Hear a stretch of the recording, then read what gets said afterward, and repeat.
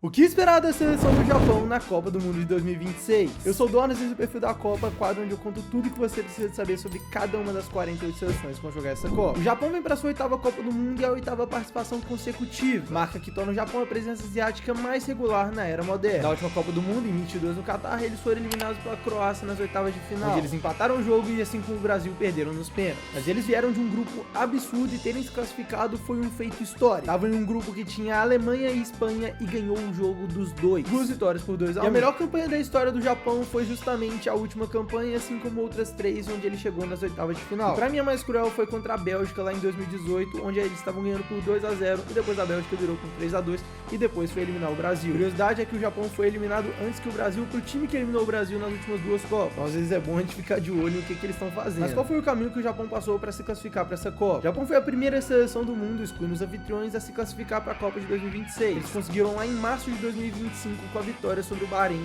em Saitama. Nas qualificatórias asiáticas, eles simplesmente destruíram. Antes de se classificarem, eles tinham ganhado todos os jogos e tomado só um gol. Depois da classificação, ainda golearam por 6-0 a Indonésia e depois perderam o jogo para a Austrália, onde já não valia mais nada. E o Japão vem para a Copa do Mundo no grupo F, um grupo muito interessante, que tem também Holanda, Tunísia e Suécia, um dos adversários mais fortes vindos da repescagem. Contra a Holanda, o histórico não é muito bom. Em 3 partidas, a Holanda ganhou 2 vezes e eles tiveram um empate. Ou seja, o Japão vai ter que quebrar um tabu para conquistar uma primeira vitória na história em cima da Holanda. Contra a Suécia é um duelo que só aconteceu uma única vez na história e foi um empate. Esse jogo aconteceu lá em 2002. Ainda também teve um duelo lá nas Olimpíadas de 1936, onde o Japão venceu por 3-2, mas não conta no retrospecto oficial. Já contra a Tunísia, o retrospecto é ótimo. Em 6 jogos são 5 vitórias do Japão e só uma da Tunísia. Os 2 times, inclusive, dividiram um grupo na Copa de 2002. Naquela ocasião, o Japão venceu por 2-0. O Japão é um país asiático que não tem tanto histórico assim de futebol, mas apesar disso, tem crescido muito ao longo dos últimos anos. E essa oitava classificação para a Copa do Mundo consecutivas coroa uma campanha absurda dele. O time é comandado por Moriyasu, um japonês nascido em 68. Ele comanda a seleção desde 2018 e foi mantido após a Copa de 2022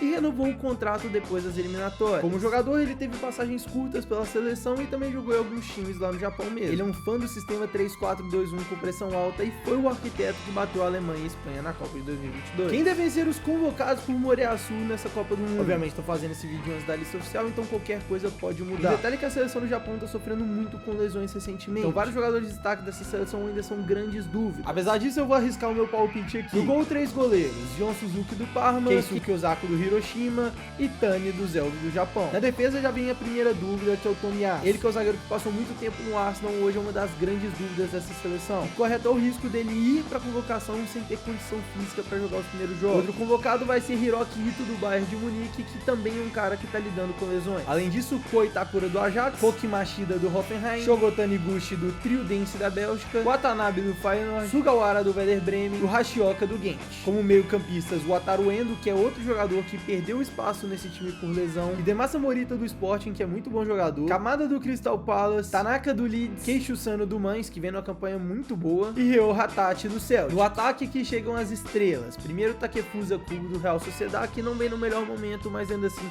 é muito valioso para esse time. Depois, o Mitoma do Brighton, um bom jogador. Depois, Hitsu do do Freiburg, que vai ser titular nesse time, Junya Ito do Reims, Nakamura também no Reims, Maeda do Celtic, Ueda do Feyenoord, Machina do Mönchengladbach, e a última vaga fica entre Minamino e Yuto Suzuki. O Minamino é outro jogador que tá lidando muito com lesões. Ele teve uma lesão muito séria no final do ano passado e tá forçando essa volta para jogar a Copa do Mundo, mas ainda não se sabe em qual estado ele vai estar, então ele pode ou não estar nessa seleção. O time titular é muito previsível, não necessariamente os jogadores, mas a formação. Como eu disse, o Moriyasu adora o sistema de 3 zagueiros, então o time vai atuar numa base de 3-4-2-1 que apresenta flutuação ofensiva. O espaço ofensivo se transforma quase num 3-2-4-1 e sem a bola praticamente um 5-4-1 compactado. Mas mais sobre isso eu vou falar daqui a pouco. A expectativa de escalação titular é a seguinte: Suzuki tá garantido no gol, ele é o titular indiscutível. Na defesa, na direita, o Itakura, no meio o Tomiyasu se tiver condição, se não tiver o Mashida, e na esquerda o Ito. Como meias ou praticamente alas, a gente tem o Hitsu do na direita e o Mitoma jogando na esquerda. Na direita também quem pode aparecer é o Junya Ito. E uma coisa que é legal de citar, os 2 jogadores que jogam nas alas na verdade são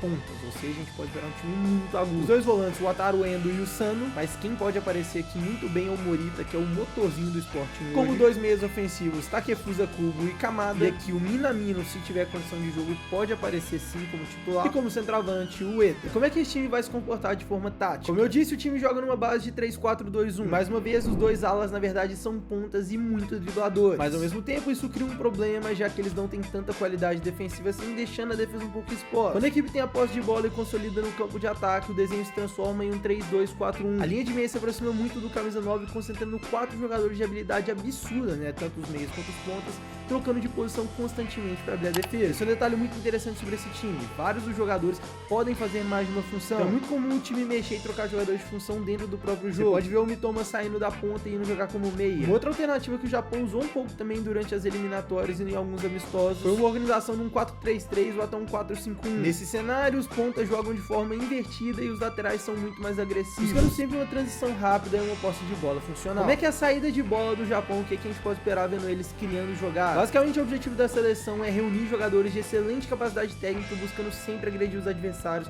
com velocidade e drible. O meio de campo do time teve que passar por algumas adaptações devido às lesões recentes que eles tiveram. Com isso, o Sano vem sendo o principal jogador para receber passe na frente da defesa. Ao lado dele, geralmente joga o Morita, que funciona como um motorzinho, ou até o Kamada, que é um meia que frequentemente recua para atuar como segundo volante, agregando muita qualidade de passe na iniciação de jogada. Até o Kamada, que é um meia que frequentemente recua para atuar como segundo volante, que agrega muita qualidade de passe no começo da jogada. Mas uma coisa que é essencial para esse time é o jogo pelas beiradas. Na esquerda, o Mitoma é um jogador que oferece muita arrancada e quebra de linha por drible. Já na direita depende muito da característica de quem tá por ali. O Tsudoan tem a tendência de trazer o jogo pra dentro como um armador, enquanto o Ito geralmente ataca a profundidade com muita velocidade. A criação por dentro depende muito de 2 jogadores, Takefusa Kubo e Minamino. Enquanto o Kubo é mais criador de jogada, o Minamino é quem aproxima mais o centroavante pra gerar uma superioridade e conseguir finalizar. Sem a bola, o Japão é um time extremamente disciplinado taticamente, mas ao mesmo tempo tem claríssimos desafios físicos. É uma equipe que consegue variar tanto com fazer uma pressão mais coordenada quanto também compactar rápido. É comum ver o Japão tentando pressionar a equipe se os volantes descem muito para participar da série curta. A equipe do Japão geralmente adianta a marcação em times que descem os volantes para ajudar na criação, mas quando eles são empurrados contra o próprio gol, a equipe baixa a linha formando um sólido 5-4-1. Nesse caso, os 2 alas acabam recuando como laterais para proteger os espaços na linha de fundo. O grande problema dessa seleção é justamente a imposição física. Embora a atual geração seja nitidamente mais alta, é uma equipe que ainda sofre muito estruturalmente em bola aérea, além de também lidar com muitas lesões. Como eu disse, os 2 principais zagueiros desse elenco, o Tomiyasu e o Ito, lidaram com problemas físicos e ainda lidam. Outro cara que eu queria destacar é Zion Suzuki, um goleiraço do Parque. Eu acho que ele vai ser contratado por um time maior depois da Copa do Mundo, porque ele já vem fazendo boas temporadas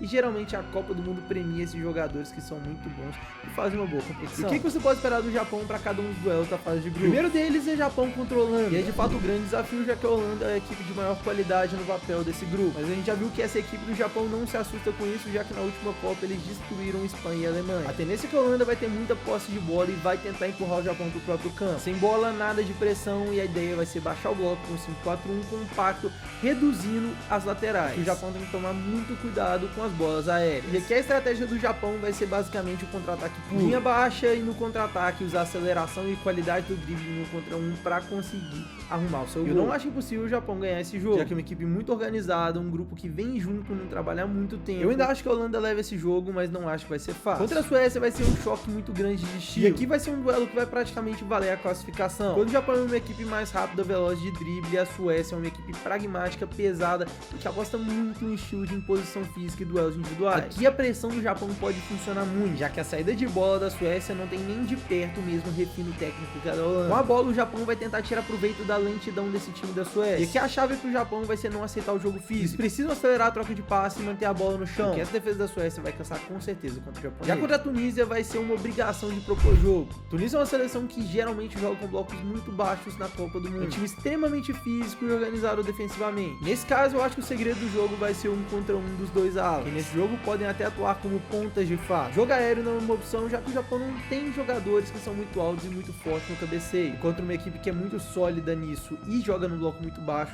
eu acho loucura. Aqui a chave vai ser a paciência da seleção japonesa. Eles vão ter que circular essa bola muito rápido até encontrar espaços com os 2 jogadores de meia e achar também, obviamente, os dribles dos jogadores nas pontas. Depois disso tudo, a minha expectativa é que a seleção do Japão termine em segundo desse grupo e se classifique. É uma seleção que eu acho que tem potencial de ir longe. Então, dependendo do chaveamento, umas oitavas ou até umas quartas de final, eu não ficaria muito surpreso. E bom, agora que você já sabe tudo que esperar da seleção do Japão, não deixe de se inscrever aqui no canal e, é lógico, curtir esse vídeo. Eu sou o Donas, você tá no Cabeça pelo Mundo e tamo junto.